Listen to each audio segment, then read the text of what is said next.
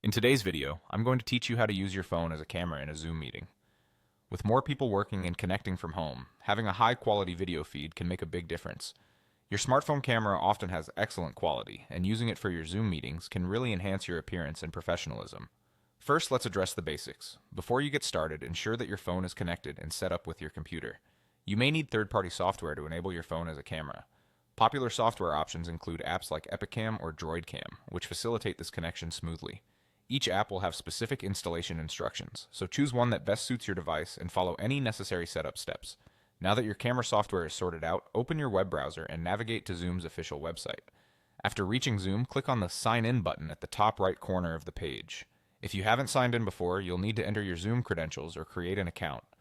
Once signed in, Zoom provides different sign-in methods, including using third-party logins. For this demonstration, opt to sign in with Google by clicking on the Google icon. After clicking, you'll be prompted to select your Google account. Choose the correct account you've registered with Zoom. If prompted, make sure to allow any permissions for Zoom to access your Google account. With access granted, you are now ready to join or start a Zoom meeting. Click on Join a Meeting, or you can choose to start one if you're the host.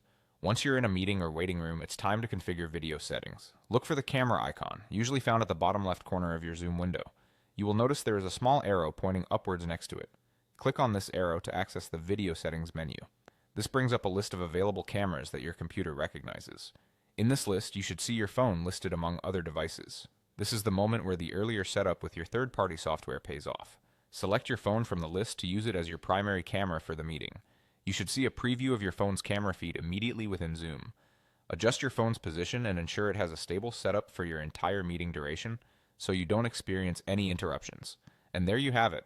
These steps will guide you through the process of using your smartphone as your camera in a Zoom meeting, giving you that extra boost in video quality. Thank you for watching, and I hope this helps you elevate your virtual communication experience.